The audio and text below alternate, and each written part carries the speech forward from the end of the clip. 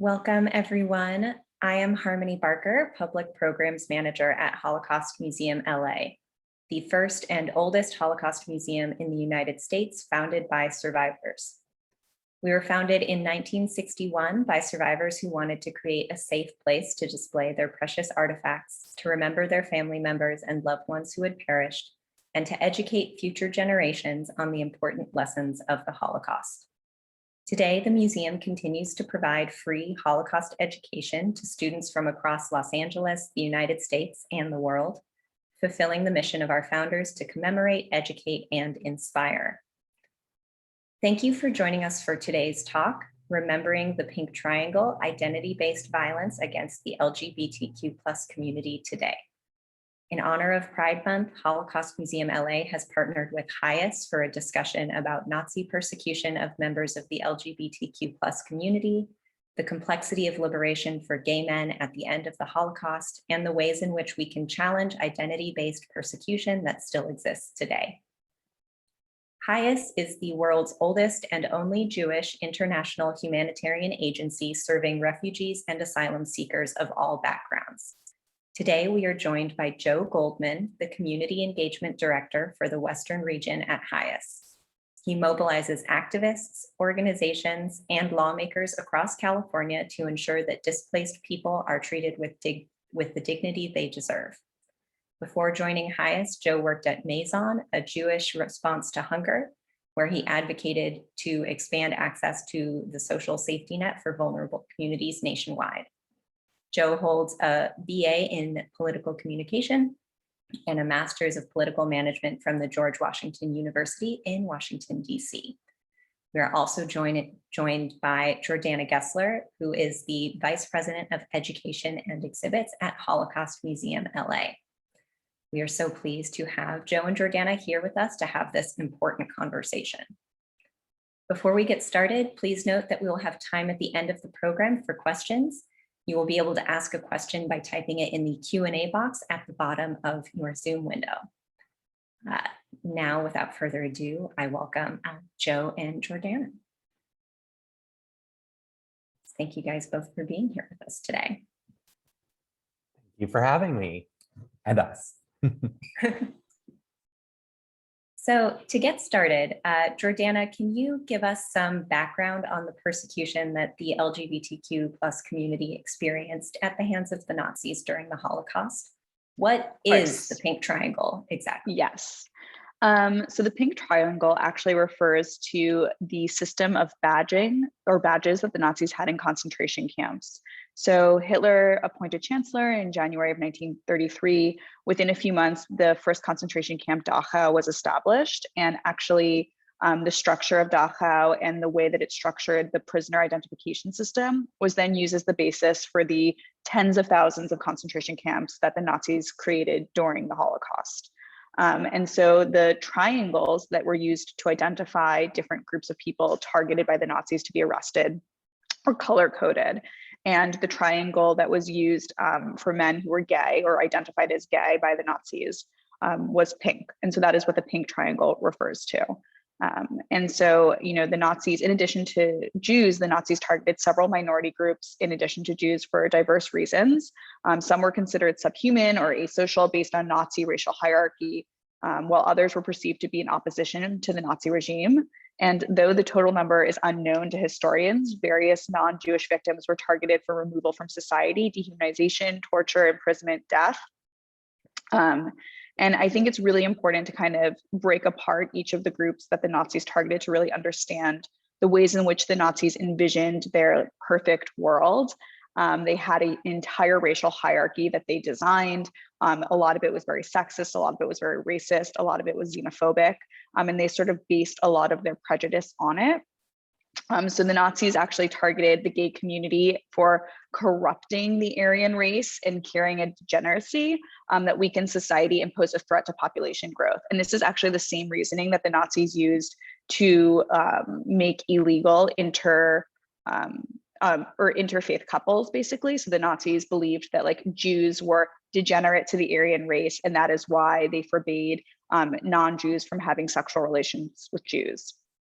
I think it's also really important to understand that when we're talking about the persecution of gay people during the Holocaust, it's almost exclusively, when we talk about the Pink Triangle, talking about gay men, as women were generally not subjected to the same systematic persecution as men. Though many lesbians were arrested under the Nazi regime, they were identified as asocial.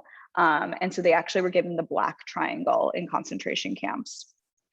So thus the Pink Triangle in the concentration camp system refers really only to gay men, as gay women would have been arrested under a different context of being asocial and, you know, a different sort of sexist view that the Nazis had on when a woman was unmarried and older.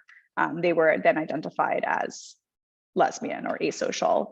Oftentimes prostitutes would be arrested for the same, or any sort of sex worker would be arrested for the same reasons and given that Black Triangle. However, of course, like lesbian bars were shut down throughout Germany, book clubs were completely disbanded, and communities of lesbian women were unpended. Under Nazi laws, approximately 50,000 gay men were sent to prison, and between 5,000 and 15,000 were sent to concentration camps. Within the camps, gay men were identified by the Pink Triangle and oftentimes received brutal treatment from both guards and other prisoners due to widespread prejudice against gay men at the time. The Nazis oftentimes did not create their own prejudice. They just relied on preconceived notions and preconceived prejudice and amplified that. So, you know, there's a lot of complexity specifically with this one victim group in the sense of how history at large was, or I should say how historiography at large has been over the last few decades, and also how society was at that time. Also, when we're talking about identity-based violence, I think what's really interesting to look at is the victims were not necessarily identifying themselves as gay men. It was the Nazis who identified them as gay men. This is also true for Jewish people.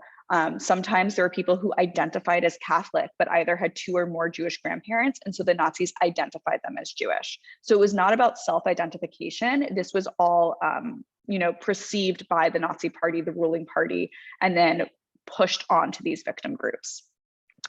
Like the fact that the Nazis did not create anti-Semitism, they also did not create homophobia. And in fact, the Nazis used an old code that was already on the German criminal books, and then they transformed it. So this was paragraph 175, and it was a statute of the German criminal code that banned sexual relations between men. It was actually enacted in 1871, but until the Nazis came to power, it wasn't typically used. I mean, there was not necessarily a lot of cases of gay men being arrested in the 1920s in the Weimar Republic, but this was a code that was on the books.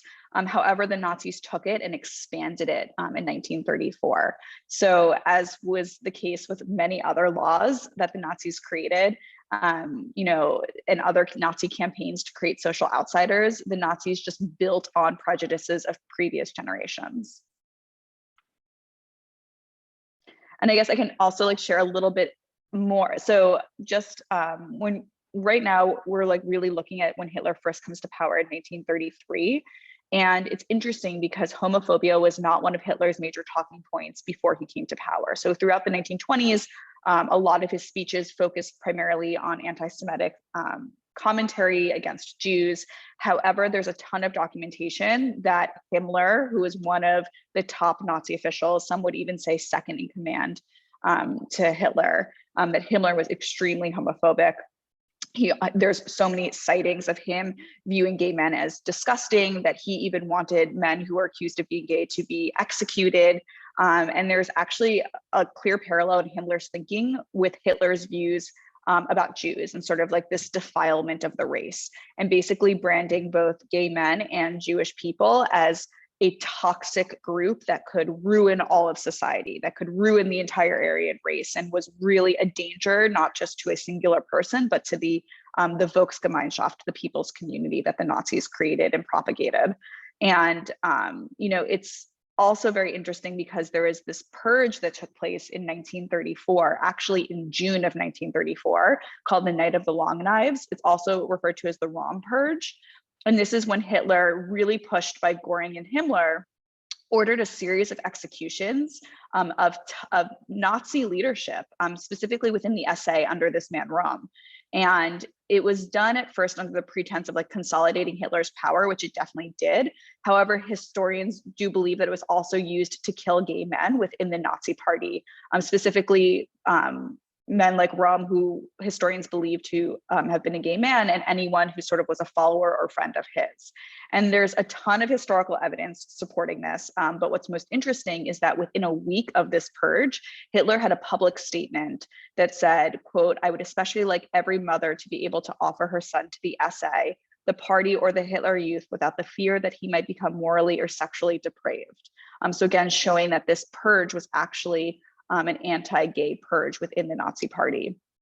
I just sort of want to tie up this, which is that we typically assume that the only queer people targeted during the Third Reich were gay men, but really when we look at how Nazis tried to identify gay men and their broader interpretation of paragraph 175, it actually shows us that people who were targeted by the Nazis, who were arrested, who were killed, who were sent to concentration camps, who were tortured, were today what we might even call gender nonconforming or trans, because police would look for what they identified as gay men, and their understanding was defined as like either men who had high-pitched voices, men who wore female clothing or female clothing, like socially perceived female, either men who wore makeup or smelled nice because then they could be wearing perfume. And really the way that the Nazis took paragraph 175 and expanded it. So before the Nazis came to power, it was specifically about sexual acts, but after the Nazis came to power in 1934, they transformed it to be more broad. And so it kind of became a catch-all for people that they perceived to be gay or perceived to be asocial or perceived to not sort of fit the gender norm society that they believed in. Thank you. It was very, very thorough, and it's nice to have all of that background. Before we move on to our next question, you did mention that lesbian women were targeted and viewed differently by the Nazi Party than they viewed gay men. Can you say a little bit about why that is? Yeah, so it's interesting. So actually in 1936, there was a reorganization of the criminal police under Hitler in Nazi Germany. And there was a new force that fell under the office combating of homosexuality and abortion. So that's what the Nazis called it. And I think this really speaks to your point in that by linking homosexuality and abortion, we can really understand the sexist notions that the Nazis had on society. If we look at Nazi ideology, they believed that the Aryan race was the most pure, most important, and was being jeopardized to be erased from the earth. And thus the Nazis were really actually like obsessed with understanding how to grow a population, specifically how to grow the Aryan population. And they believed in their sexist notions of how babies are made, that a woman who is lesbian could very easily serve the purpose of birthing children, but a man who is gay could not serve that purpose to them. And so women who either identified themselves as lesbian or the Nazis might have identified as lesbians were not targeted in the same way if they were of proper age to be reproducing or were already married to men. So kind of fitting those like social norms of a perfect family. And I think we really see that with the fact that abortion and homosexuality are in the same Nazi office. The fact that both to the Nazis, abortion and gay men were this threat to like the pure Aryan race. And so that's sort of why, you know, when we're trying to understand the differences that people faced, it's all kind of ties back to this obsession by the Nazi Party for Aryan women to just bear children. I mean, there's so many different laws that the Nazis put into place to try to make this happen. Women were given awards based on like how many children they had for the Aryan race. There's a ton of propaganda around it. But I think that for the Nazis, it was part of this like underlying misogynistic, sexist view of like reproductive rights. Thank you. This question will be for Joe. So Joe, we've had an overview of the history here. Can you give us a bit of an overview about the work that HIAS is currently doing on behalf of the LGBTQ community, as well as maybe tell us a little bit about how HIAS's mission evolved to that point from its original mission? Sure. And again, thank you for having me here. And it's such a pleasure to work with the Holocaust Museum LA. Oh my gosh, there's so much context here, but I think what I'll start with is just kind of the work that we do in the US and around the world, understanding that HIAS operates across 5 continents. So we are working in several different legal and cultural environments. And so here, where some of the things that we deal with are like, for example, in the United States, we see, LGBTQ refugees and asylum seekers are living in legal limbo, well, particularly asylum seekers, to access basic and yet essential services like mental health services, healthcare, legal aid, safe and secure housing, dignified work.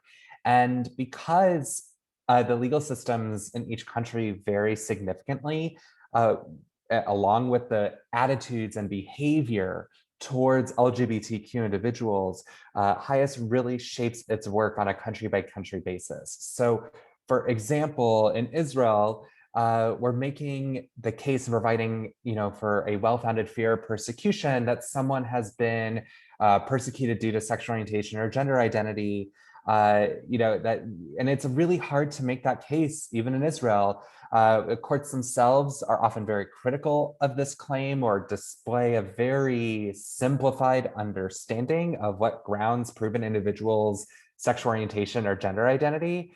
And so we've seen LGBTQ refugees treated unfairly and required to prove their personal identities by means of very voyeuristic and demeaning questions. And so, for example, we have in Israel, we're representing LGBTQ asylum seekers from places as varied as Sudan, Uganda, Sri Lanka, Georgia, and Palestine.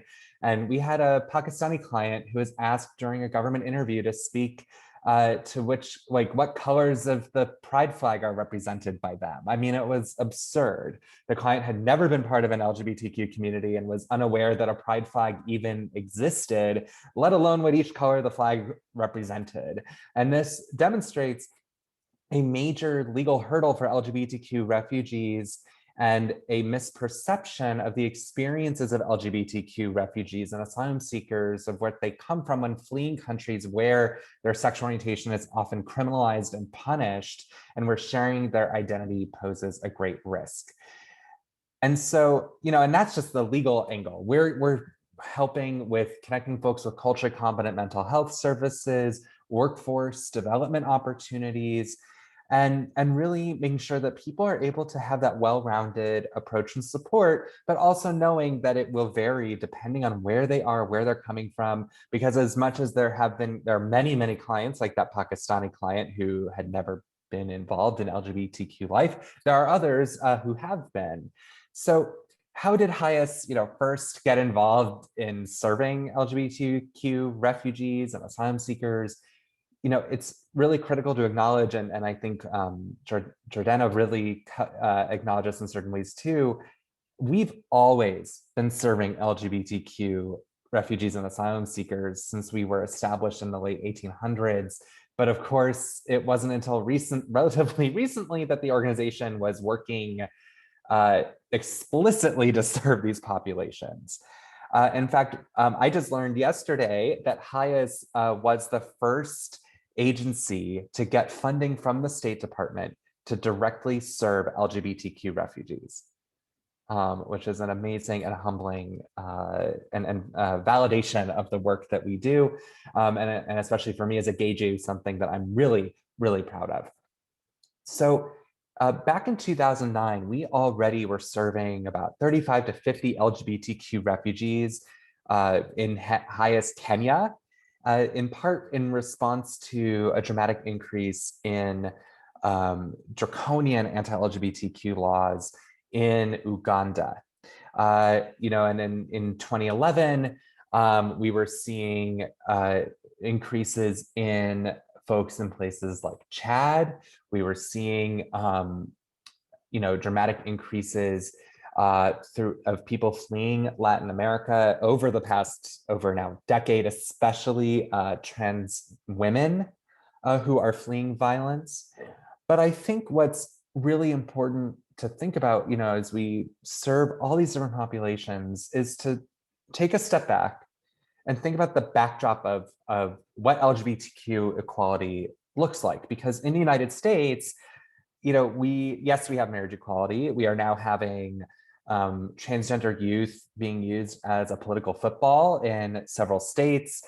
We had the Supreme Court declining to take up a case on access to bathrooms for trans kids, which ultimately should have a positive effect in a lot of regards. But we're seeing the attempt to weaponize the LGBTQ community as a means of political backlash. And yet part of that backlash is due to the fact that we've come a really long way in terms of where we are as a country in terms of inclusion and legal standing. However, outside of the West, around the world, nearly 80 countries criminalize same-sex acts between consenting adults. And of those, 10 countries may impose the death penalty. That's 2.9 billion people living in countries where consensual same-sex intimacy is punishable by imprisonment, corporal punishment, or death. And in countries of origin, LGBTQ individuals experience entrenched homophobia, transphobia. They experience rejection by family and social institutions. I cannot possibly underscore just how important it is for us to remember how pervasive familial homophobia and transphobia can be, as well as biphobia. There's extraordinarily limited police protection and often persecution from law enforcement. And then, of course, targeted violence and discrimination.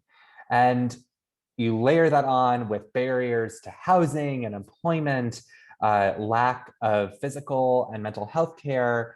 And a lot of countries where we work, there are still barriers of gaining legal status and seeking asylum. Because remember, the countries that, if you're fleeing Uganda for Kenya, you're going from one absolutely horrific anti-LGBTQ place and going to a place where it's still really, really bad, just not as bad.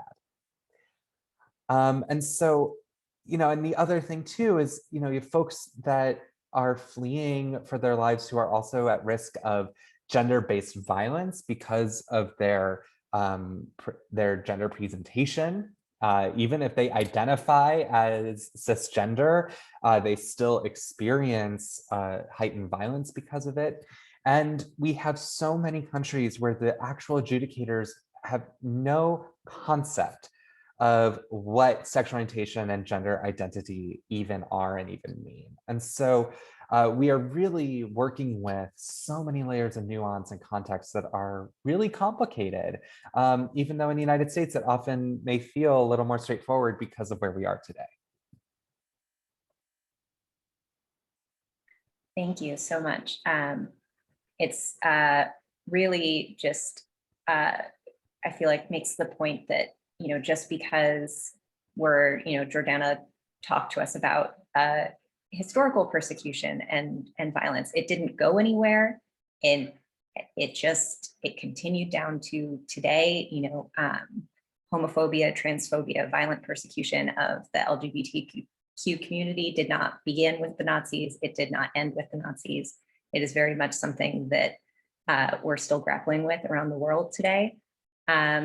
To that end, I would like to direct a question to Jordana about what the experience was like for gay men in particular, but other LGBTQ survivors as well after liberation at the end of the Holocaust, because liberation for many of these survivors did not necessarily mean freedom.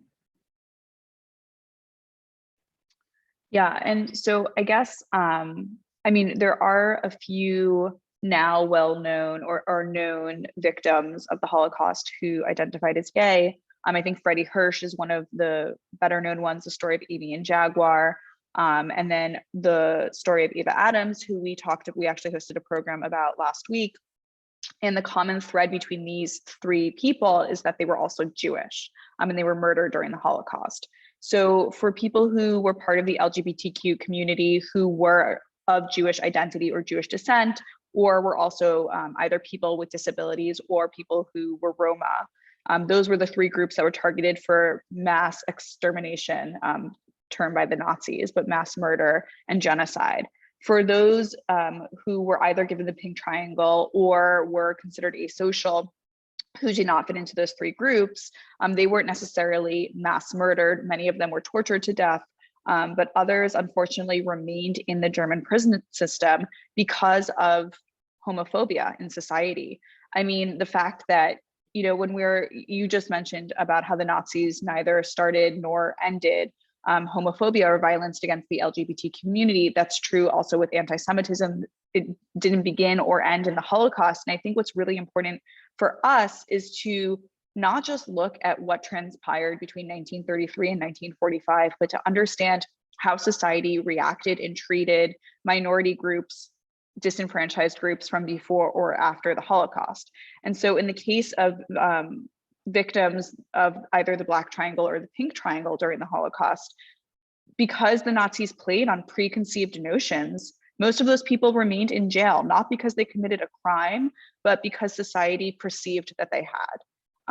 And I mean, the best example of sort of the continuation of, you know, violence or persecution is if you look at Alan Turing, who was cracking codes for the British during World War II, and then about 15 years later, 10 years later, is put through forced sterilization for being an openly gay man.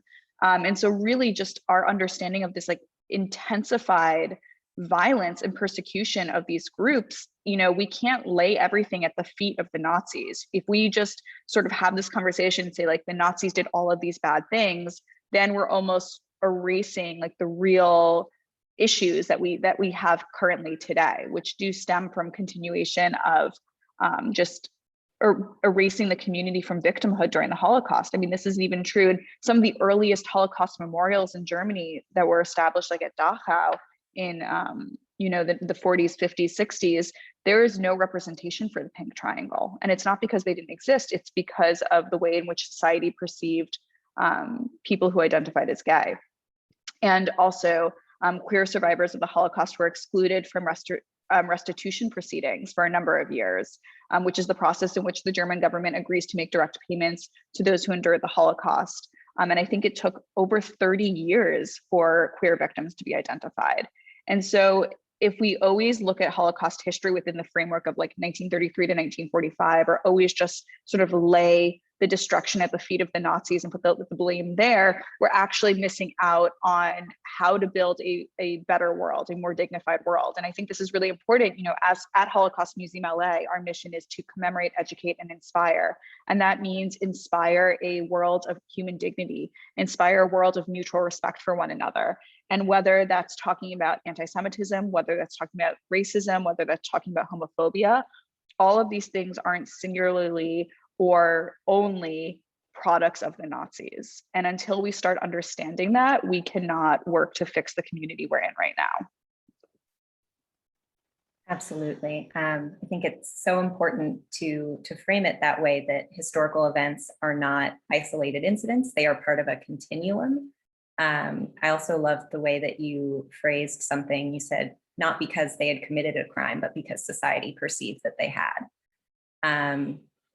To that point, how did that environment into which LGBTQ victims of the Holocaust were liberated, how does that impact our contemporary understanding of their experiences? How does the criminalization of homosexuality at the time, fear of discovery, social stigma, has that impacted our historical knowledge of the experiences of these individuals? I think definitely. I mean, it's really, sometimes when we're standing in 2021, looking at history through like the lens of 2021, it's easy to sort of forget the fact that like things like rape or victims who were gay, these are not topics that were socially acceptable to talk about following the end of the Holocaust or even like decades later. And so this is a part of history that was largely undiscussed. These are victims that were largely not given amplified voices.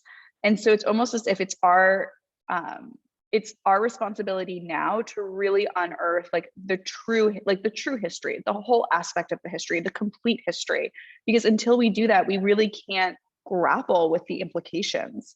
I mean, paragraph 175 of the German Penal Code remained on the books after 1945.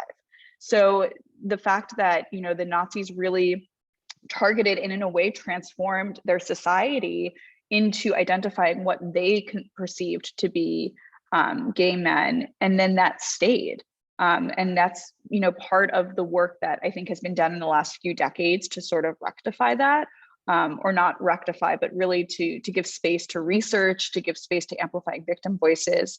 Unfortunately, because so many men and women and people actually who were considered asocial by the Nazis remained in prison following World War II, a lot of voices just were not heard, especially because there wasn't space in society for people to invite those voices.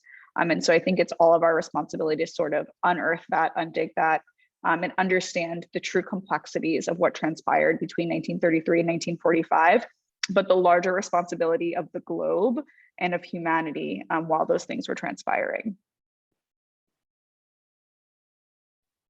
Absolutely. Speaking of the kind of global impact of these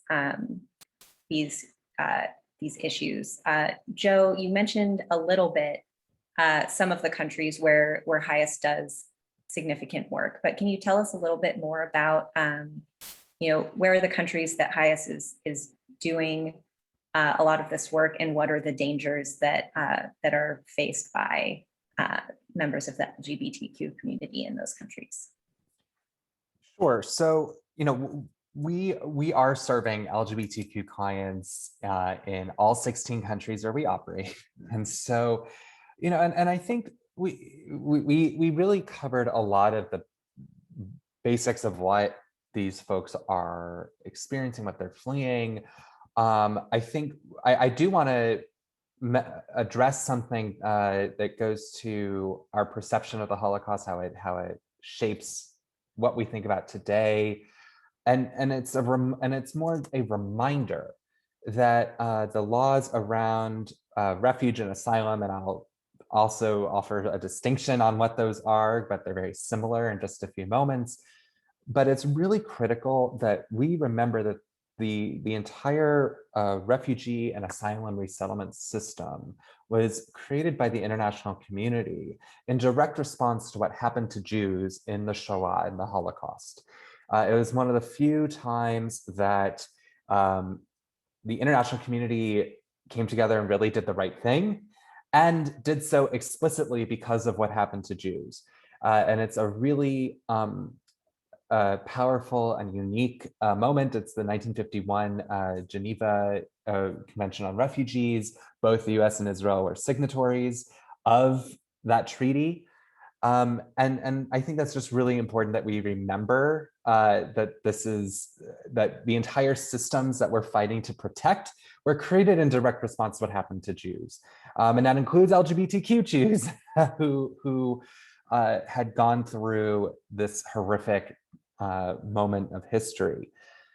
And also when it comes to the difference between a refugee and an asylum seeker is someone who has fled their country of origin and is seeking protection and legal status based on fear of persecution on the basis of race, religion, nationality, political opinion, or particular social group, which includes LGBTQ people. And that's in, and by the way, that could be someone who's trying to be in the country that they're seeking asylum in, or be physically in. So for example, the United States, we have, you have every right to seek asylum, even when Vice President Harris goes to another country and says, do not come, you actually have a right to come here and seek asylum. And you have up to a year after crossing a border, whether you overstay a visa, swim across the Rio Grande, it doesn't matter. That's a really important point of clarification that needs to be said. And, but also important to remember that this is, out of a particular social group, people who are LGBTQ are seeking asylum based on these innate immutable characteristics that one cannot or should not be required to change. A refugee is the same as an asylum seeker, except they are someone who has fled their country of origin, crossed into a second country, and are now seeking refuge in a third country. So for example, a gay man from Uganda who has fled to Kenya, or a lesbian from Iran who has fled to Turkey, neither of them can secure safety in that first country of asylum. So they apply through the United Nations for resettlement. And after roughly 18 months to 2 years of credibility, security, and medical checks involving Department of Homeland Security, Department of Justice, and the State Department, if they're lucky, they will be among a few thousand people who are selected every year to be resettled in the United States as a refugee. And so, and as you can imagine, we're serving clients, who are fleeing all these different circumstances and are now just trying to survive in countries that are just, slightly safer for LGBTQ people, but it's enough, but they are safe enough that we are often able to help them, either get resettled in the United States or get processed for resettlement in places like Canada, throughout the EU. One population that stands out, I know I mentioned Israel earlier, our LGBTQ clients from Palestine who are often seeking asylum there, in general, anyone who is seeking to live in Israel from the West Bank or Gaza is almost always denied, no matter what their background and no matter what the reason. And so those are folks that we are always working on finding a third country for them to reside in. And this is something that we see all across our work in multiple countries. It's a little different in Latin America, where there is a lot more acceptance of LGBTQ people. It's still, we're still struggling with societies that are overall very patriarchal and chauvinistic. And that's, look, in the United States, we still have our own issues too. This is not me favoriting one culture over another. And so that's, we're grappling with different circumstances, but there is a huge challenge of needing to allow especially trans women to seek asylum in the United States. And then of course, when they get to the United States, those women deserve and need a lot more protection, a lot more support, because they then experience threats of violence and other forms of persecution and discrimination upon arrival in the United States, where they should be able to just simply live and thrive.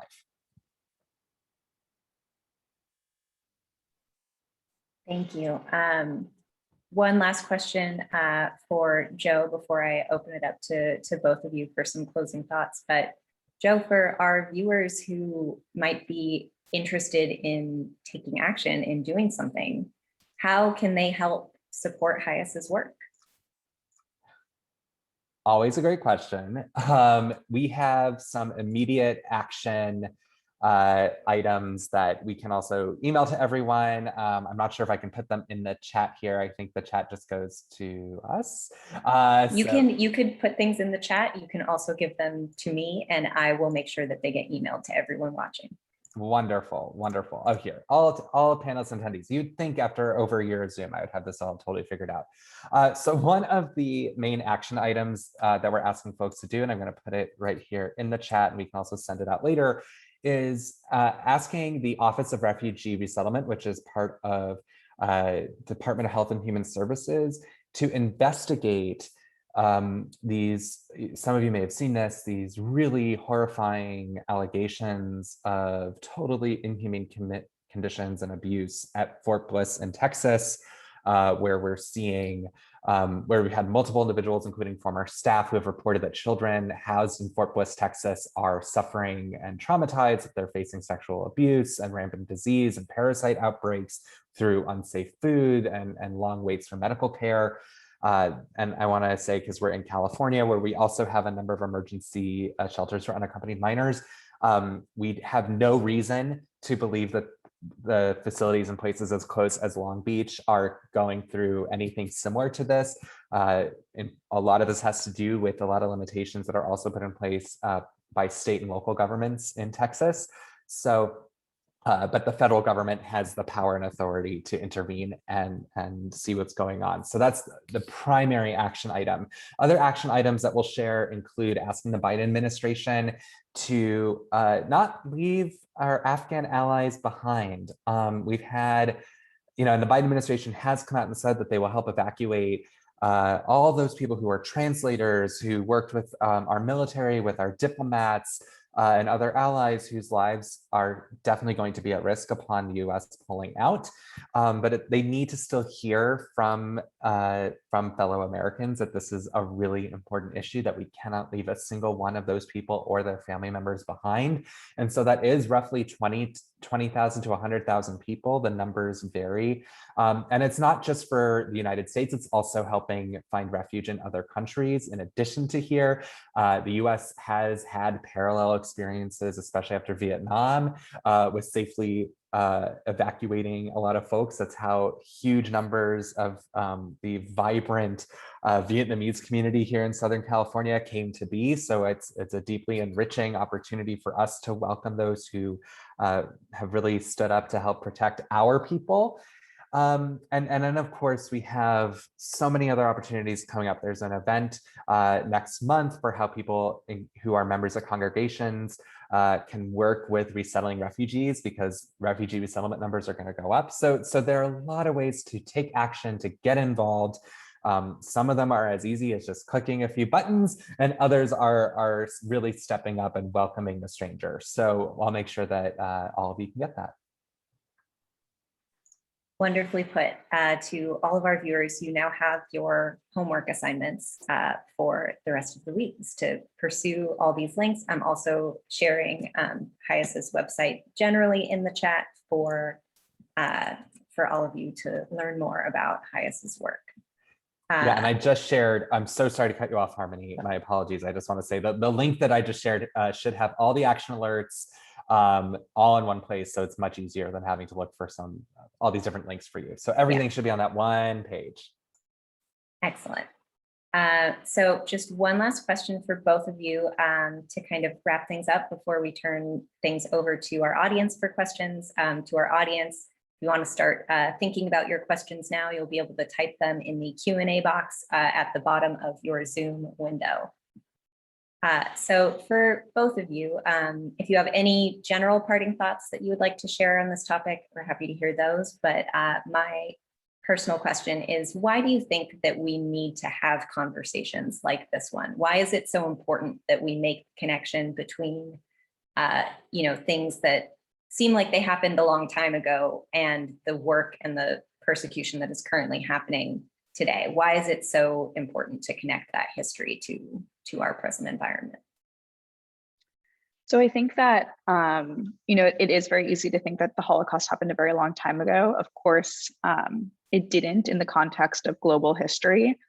But I think that oftentimes when we focus on only one victim group or one genocide or one mass atrocity, we actually aren't doing our work to better the world. And we're ignoring the fact that there are patterns that repeat, and that oftentimes hatred of one minority group or one disenfranchised group is tied to hatred of others. I think, this conversation today is a really clear example of how the Nazis did not create hatred of the LGBTQ community. They did not create hatred of Jews. Those two things did not end in the Holocaust. And actually, they were oftentimes very linked. They were linked with sexism. They were linked with perceived social norms or family planning or reproductive rights and anti-Semitism. So we can't sort of separate out one attack on one group of people because we're not doing justice to the whole and the whole of what hatred really is and can do. Most people who hate a group or a person oftentimes hate other groups and other people. And so I think when we look at history, whether history is 80 years ago, 300 years ago, 3,000 years ago, or 30 days ago, if we don't look at like the full picture, we are not doing ourselves justice in creating a more, a world filled with more human dignity and mutual respect for one another. We are not healing our community. We're not healing the world. We're just sort of pushing off that. And so I think it's an important responsibility for all of us to really look at the big picture and understand that when one group of people is targeted, oftentimes there are other groups of people who are targeted. And until we protect all marginalized groups and all people who are the victims of mass atrocities, we're just going to continue in the same cycle. Yeah, I couldn't agree more with Jordana and the, you know, when I often think of the Jewish values of B'Tselem Elohim, that we are all made in the same image, of Tzedek Tzedek Tirdov, that justice, justice you shall pursue. And of course, even though it's often overused, especially someone who's been in the Jewish communal space for a long time, Tikkun Olam, to repair the world. But I will say, you know, looking even at the highest context where, you know, we really double down on assisting refugees and asylum seekers with people of all backgrounds, although we've worked with non-Jewish people throughout our history. You know, a lot of people will say, well, if you're not helping just Jews, then how are you really Jewish? Which is absurd, because you would never ask a Catholic agency that, or the Lutheran agency, or so on. When in the Torah, we are commanded to welcome the stranger 36 times, more than any other commandment you can find in the entire Torah, that we must humanize the other. And given the history of what Jews have gone through, there is nothing more powerful, I think, for me working at this agency, that when we reached a point in roughly 2000, 2001, and I say we, I meant the Jewish people reached a point where virtually the vast majority of Jews lived in countries where they had freedom of movement, not free of anti-Semitism, not free of persecution, but where they had the ability to pick up and flee and move somewhere else if they needed to, which is unparalleled. That was roughly 10 years after the collapse of the Soviet Union. And finally, we reached a point where we had this expertise as an agency where we could still do the work of resettling refugees and asylum seekers, Jewish or not. And we viewed this as an obligation to continue being as a Jewish agency to do this work.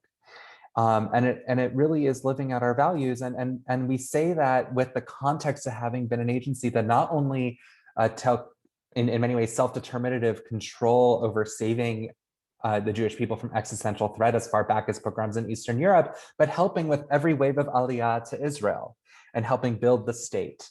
And so that's something where I think it requires some level of nuance to feel and understand, but also appreciating that, you know, we have to be in many ways the righteous Gentiles that we needed, that we were looking for in our time of need when others are fleeing for their lives. And so I think that's really what drives me in this work every day. And really knowing that, you know, that we have the ability to right a lot of wrong in this broken world. Thank you both for those incredibly thoughtful and empathetic answers.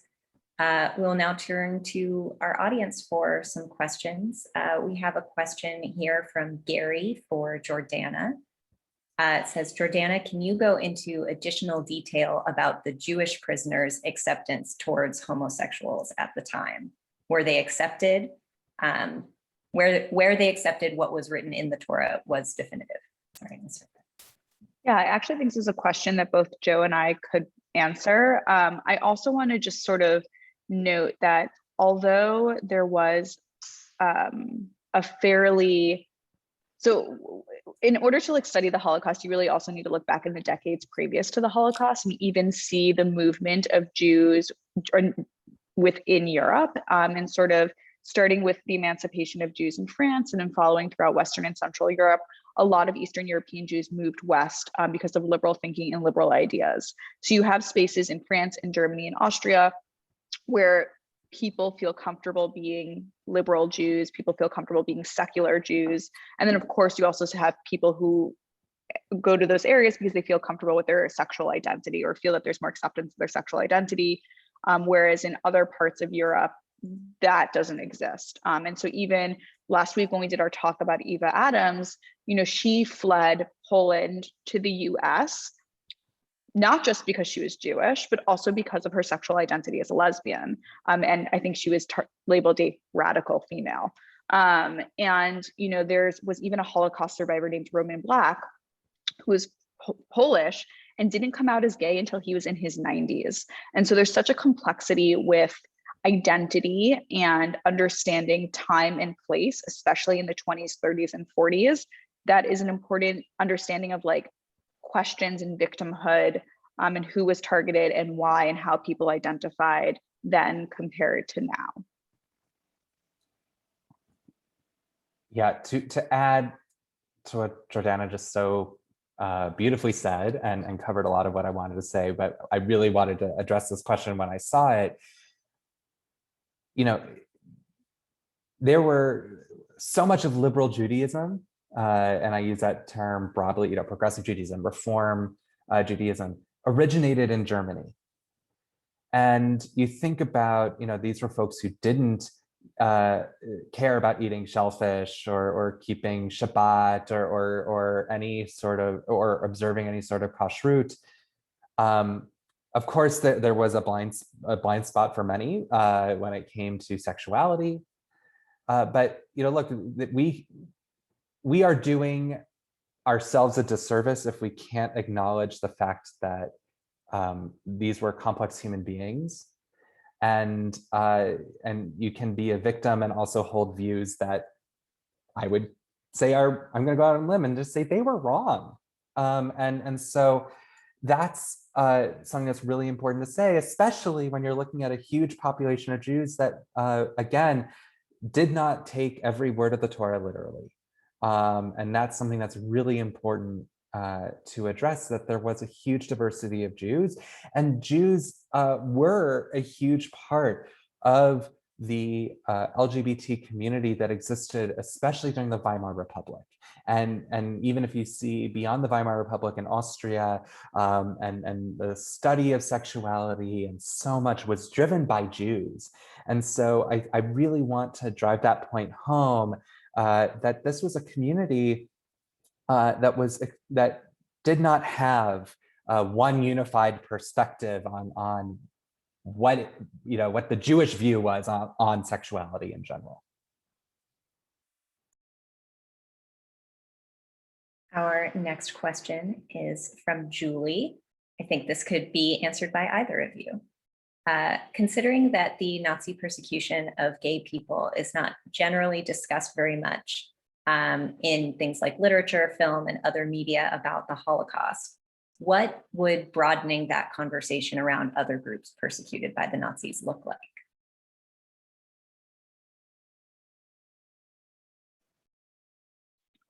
So I think that conversations like today's are really important for broadening our understanding. Unfortunately, a lot of victims of the Holocaust of all different groups are slowly passing, just generationally where we are right now. So I really encourage people to think critically about history and think critically about whose voices are missing from our conversations.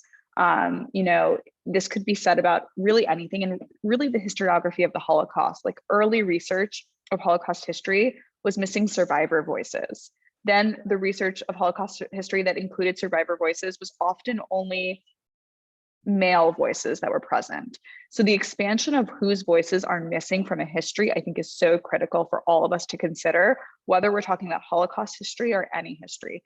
What voices are missing from this? Why? And sort of like be curious about it and dig a little bit deeper. There is, even though, I think it was in the last decade that Germany really started acknowledging, what transpired for people who were targeted as gay during the Holocaust. And we have so much work that we could have been doing, that we should have been doing as a much larger community. But since then, there's been a lot of work, historical work that has come out. So I would just say, like, research it a bit more, look at it a bit more. And again, think like, what voices are missing from this? Like, what is our understanding? Even, like I mentioned earlier, looking at how the Nazis decided to identify who was a gay man, as something as, simple as like, if a man smelled nicely, then he could have been wearing perfume, and then he could be, assumed to have been gay. And for the Nazis, they could arrest whomever they wanted without having any sort of reason. So just like thinking about like then what groups were targeted by them, like who fell into these like very wide pools, and who might be missing from like our understanding of this history. I think that's really critical in our analyzation of anything, and sort of moving forward as a community and ensuring that like all voices are amplified and heard. Yeah, especially as we are in this historic moment in which we are losing a lot of the final voices of survivors probably in the next decade.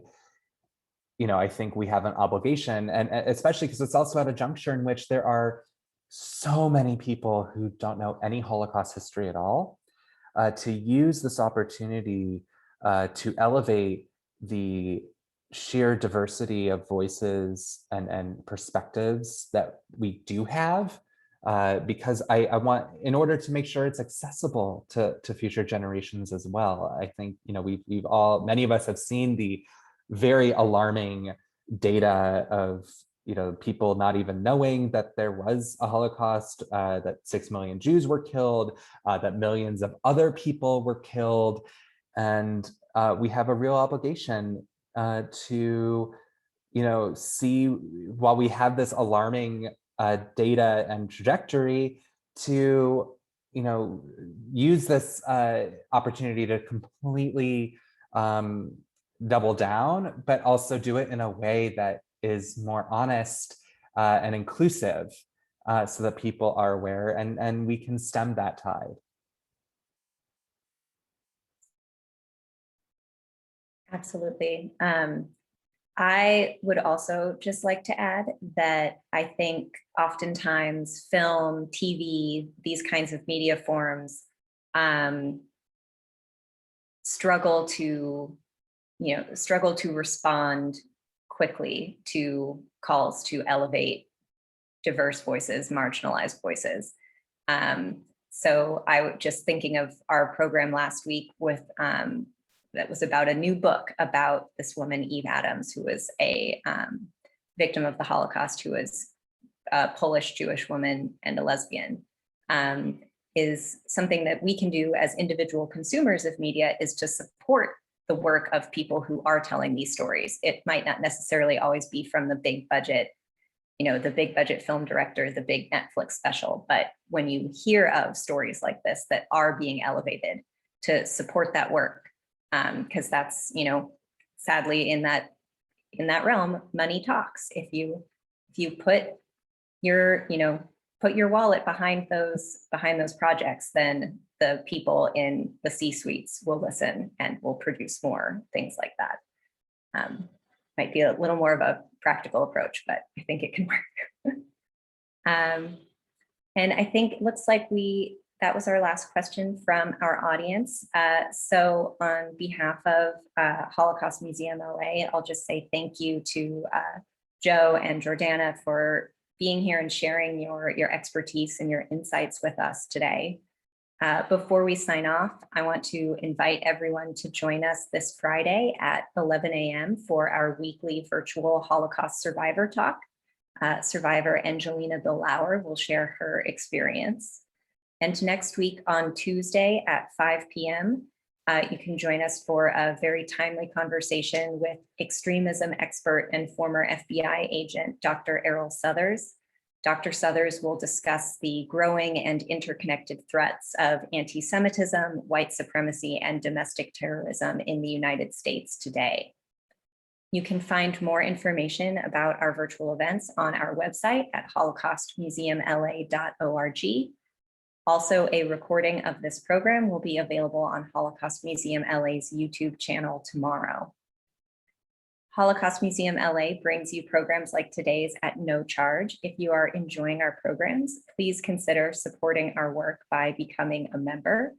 To learn more about our membership levels and benefits, please visit holocaustmuseumla.org/membership. Thank you again to Joe and Jordana and to all of you for joining us today. Take care, and we hope to see you again in person at the museum very soon.